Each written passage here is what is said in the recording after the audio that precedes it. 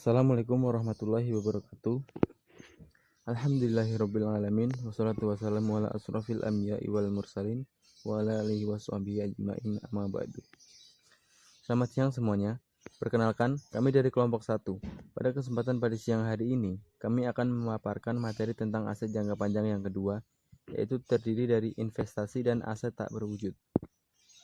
Sebelum kami melanjutkan materi, saya akan memperkenalkan anggota tim saya. Saya sendiri, Hendrik Yuda Saputra, sebagai pemateri pertama. Yang kedua, Aprilia Kartini Sekartaji sebagai pemateri kedua. Dan yang terakhir adalah Khairunisa Oktaviani sebagai pemateri ketiga. Baik, saya akan membacakan materi yang pertama, yaitu tentang investasi. Apa sih itu investasi? Investasi adalah pengaitan sumber-sumber dalam jangka panjang untuk menghasilkan laba di masa yang akan datang. Pengertian investasi menurut Sunaria tahun 2003. Investasi adalah penanaman modal untuk suatu atau lebih aktiva yang dimiliki dan biasanya berjangka waktu lama dengan harapan mendapatkan keuntungan di masa yang akan datang. Investasi terbagi menjadi dua, yaitu investasi jangka panjang dan investasi jangka pendek. Investasi jangka panjang adalah suatu investasi di mana dana yang dimasukkan akan diputar dan baru dapat dicairkan setelah jangka waktu minimal 1 tahun. Investasi jangka panjang juga bisa diartikan sebagai penanaman sebagian kekayaan modal dari seseorang atau perusahaan terhadap perusahaan atau personal lain untuk mendapatkan penghasilan tetap atau menguasai objek lain tersebut. Ada beberapa jenis investasi jangka panjang seperti properti, rumah, tanah, saham, obligasi, dan lain-lain. Properti merupakan salah satu investasi jangka panjang yang sangat menguntungkan. Harga properti yang terus merangkak naik dari tahun ke tahun. Tujuan dari investasi jangka panjang adalah sebagai berikut. Yang pertama adalah mengarahkan dana khusus, misalnya dana untuk kepentingan sosial dan kepentingan ekspansi suatu perusahaan. Kedua, pengendali atau mengontrol perusahaan dan juga orang tertentu dengan kepemilikan usaha tersebut. Yang ketiga, menjamin adanya bahan baku dan pasar untuk produk yang akan dihasilkan. Yang keempat, menurunkan persaingan antar perusahaan sejenis. Yang kelima, mendapatkan penghasilan pasif dalam setiap periode, seperti bunga, royalti, dividen, atau uang sewa.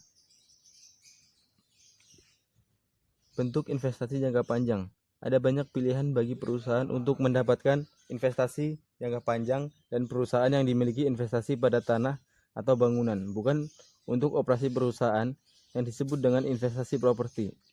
Ada juga yang memiliki investasi dalam bentuk tabungan atau deposito, dan pilihan investasi yang lain yaitu pembelian saham atau obligasi, investasi jangka panjang, dan dilakukan perusahaan dalam bentuk obligasi.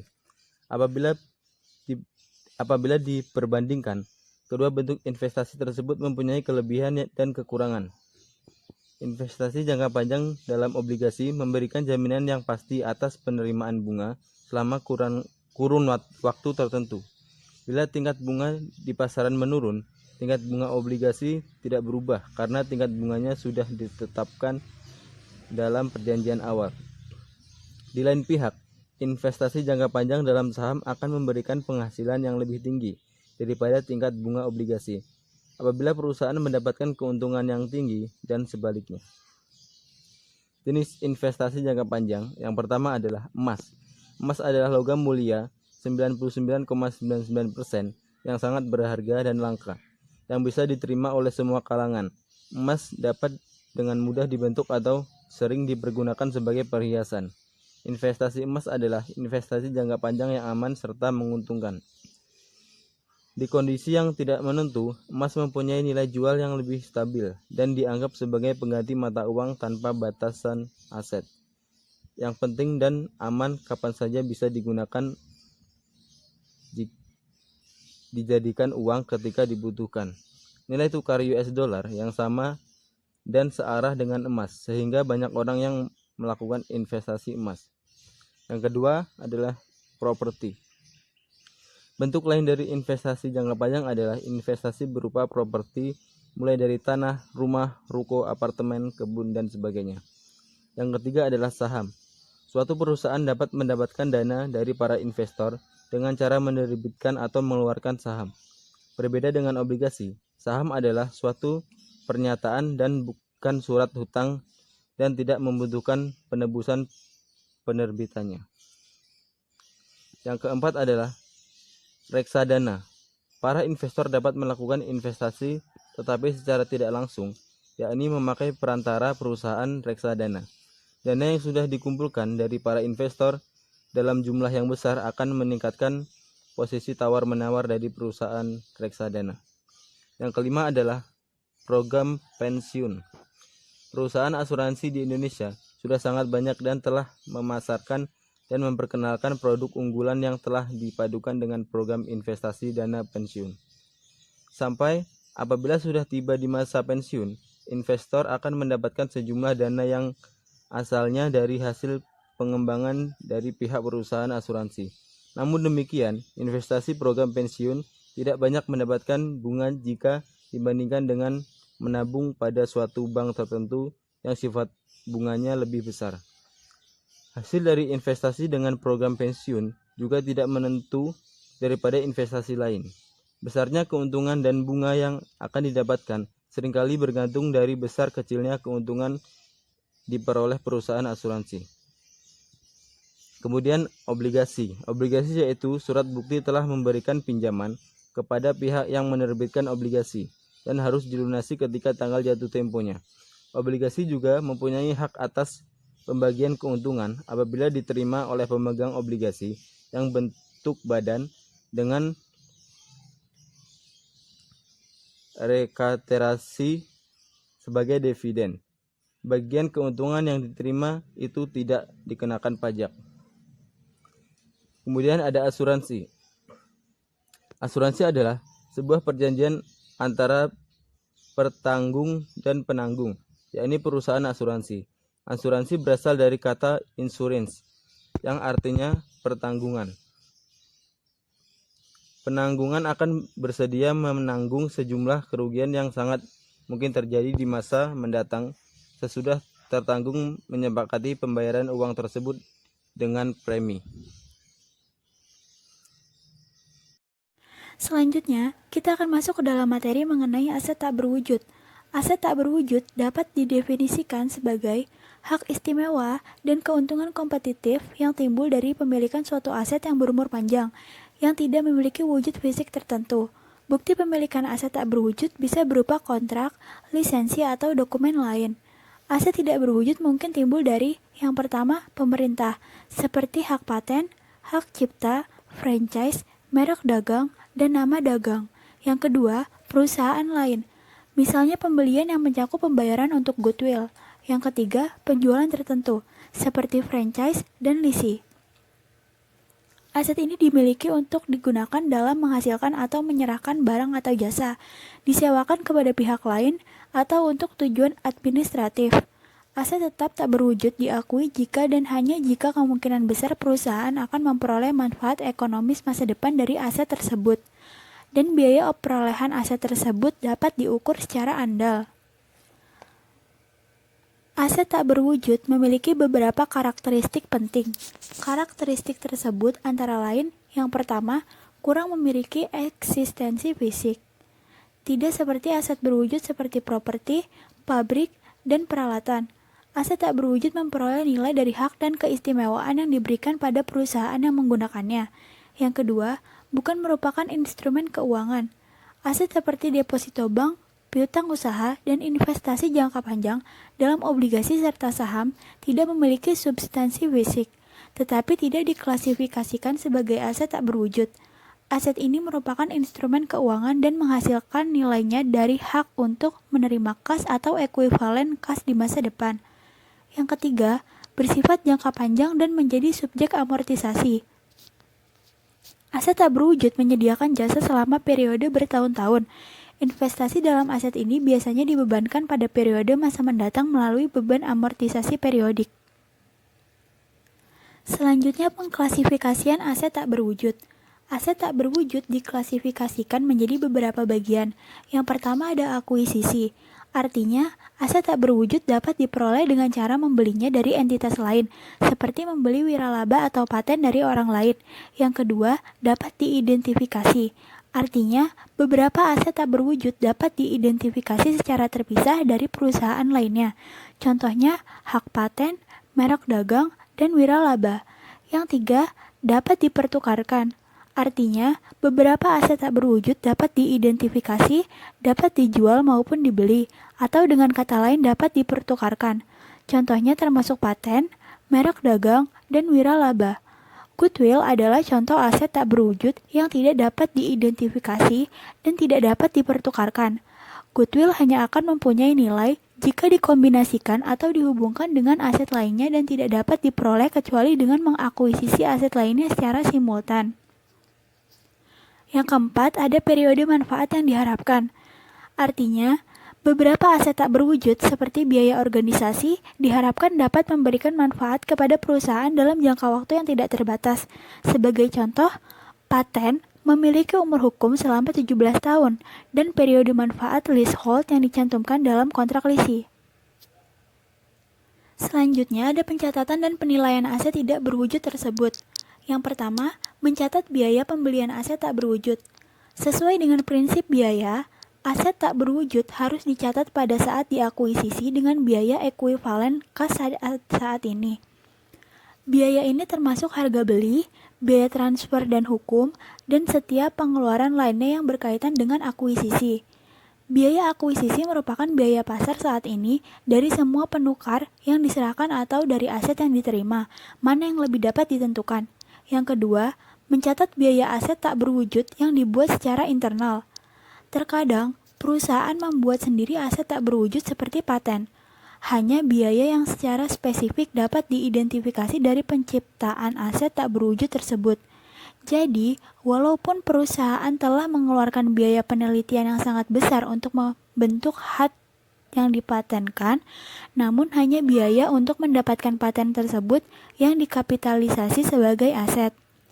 Karena kendala ini, biaya yang dikapitalisasi untuk aset tak berwujud yang dibuat secara internal mungkin tidak mencerminkan nilainya, sedangkan biaya yang dikapitalisasi untuk aset tak berwujud yang dibeli melalui transaksi yang wajar diasumsikan mencerminkan nilainya. Beberapa faktor yang harus dipertimbangkan dalam mengestimasi umur aset tak berwujud. Yang pertama, ketentuan hukum, peraturan, atau kontraktual yang dapat membatasi umur manfaat maksimum. Yang kedua, ketentuan untuk pembaruan atau perpanjangan yang dapat mengubah batas umur masa manfaat aset tersebut. Yang ketiga, pengaruh keuangan, permintaan, dan faktor ekonomis lainnya yang dapat mengurangi umur manfaat. Yang keempat, perkiraan umur pelayanan dari seorang atau kelompok pegawai. Yang kelima, tindakan yang diharapkan dilakukan pesaing dan pihak lainnya yang dapat membatasi keunggulan kompetitif yang sudah ada. Yang keenam, umur manfaat yang tidak terbatas dan masa manfaat yang tidak dapat diproyeksikan dengan layak. Yang ketujuh, apakah aset tak berwujud itu terdiri dari berbagai faktor individual dengan umur manfaat efektif yang bervariasi. Penurunan nilai aset tak berwujud.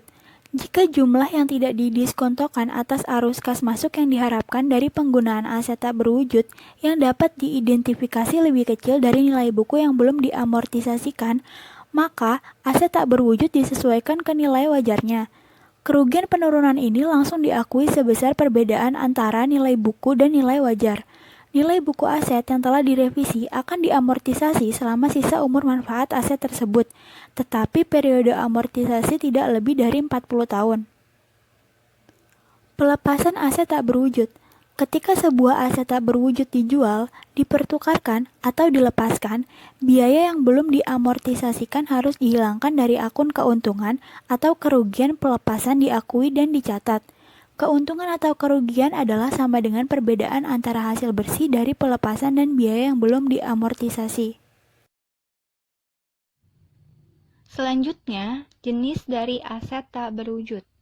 Chieso et al. 2011-623 menjelaskan bahwa terdapat berbagai jenis aset tidak berwujud yang sering dikelompokkan menjadi 6 kategori besar, antara lain, yang pertama, aset tak berwujud yang berhubungan dengan pemasaran. aset tak berwujud terkait pada pemasaran untuk produk atau jasa adalah seperti nama dagang dan merek dagang.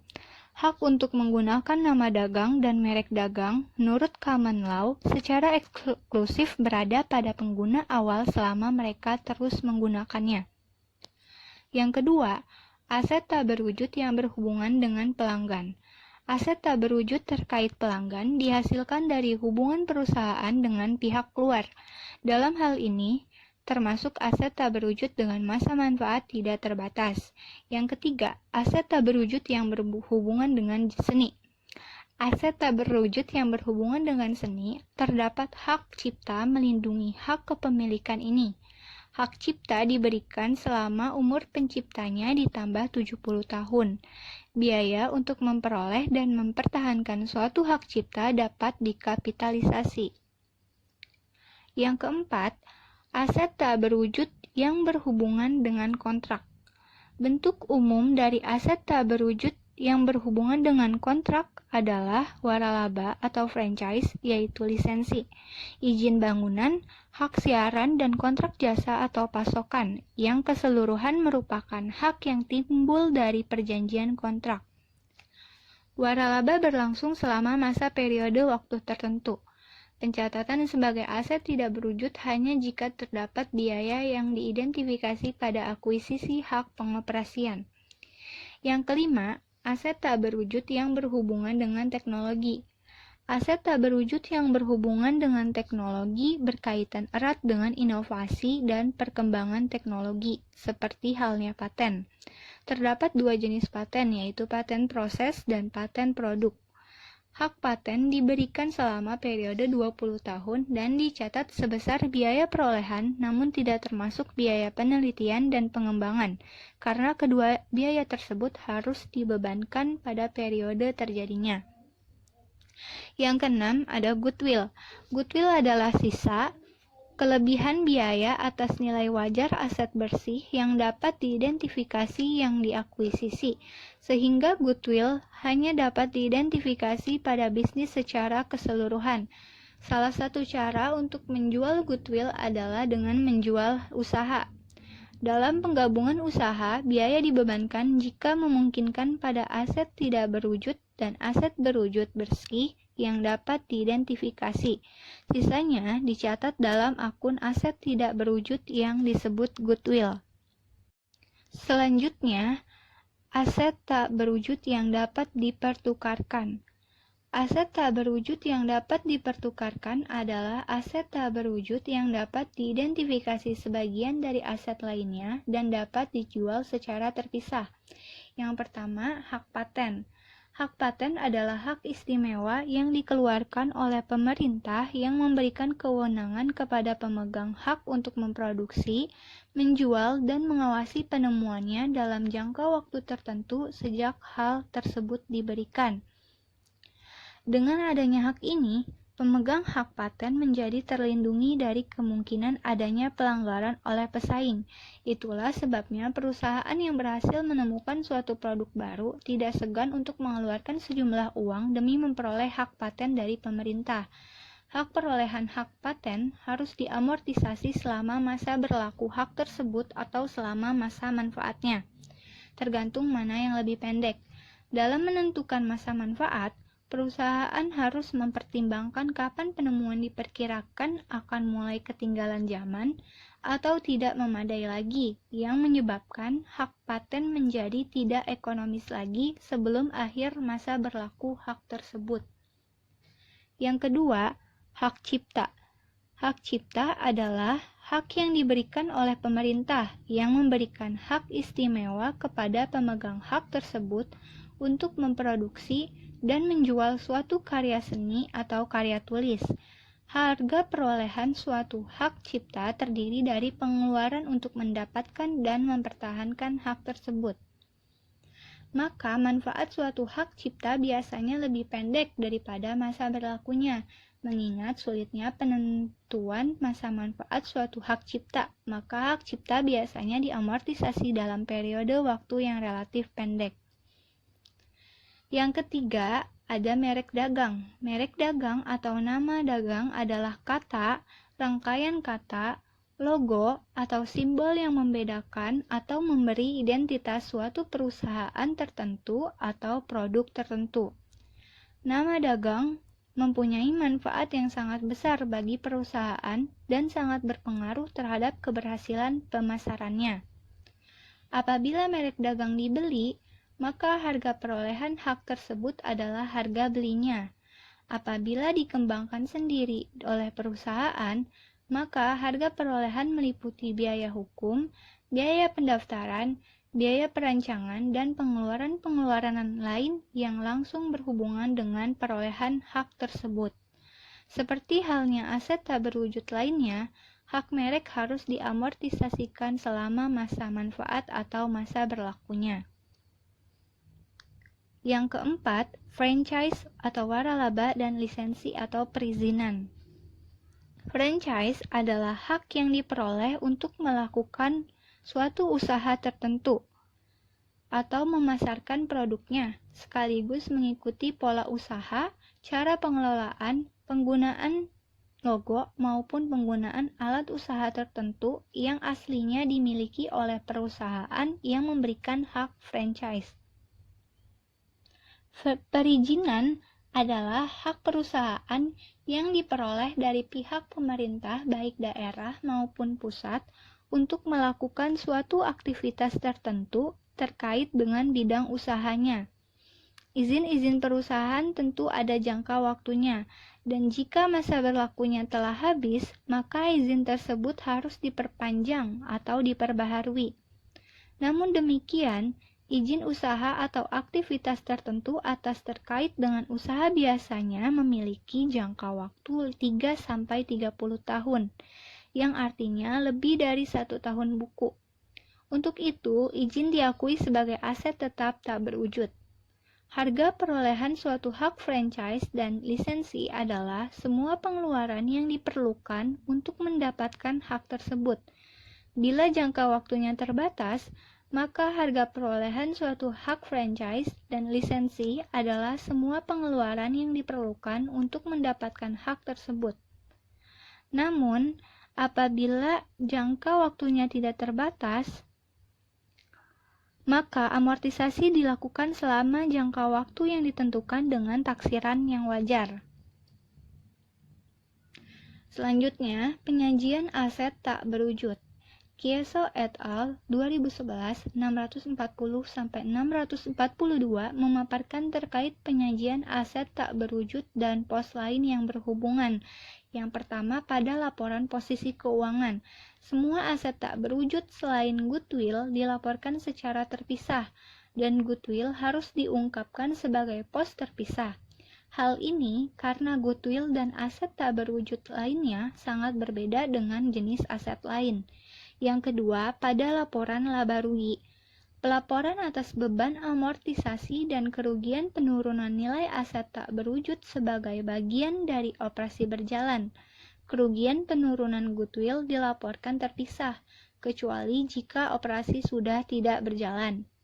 Yang ketiga, catatan pada laporan keuangan harus meliputi informasi mengenai aset tak berwujud yang diakuisisi, beban amortisasi keseluruhan, perubahan jumlah catatan goodwill selama periode berjalan. Sekian presentasi dari kelompok kami, kurang lebihnya mohon maaf. Wassalamualaikum warahmatullahi wabarakatuh.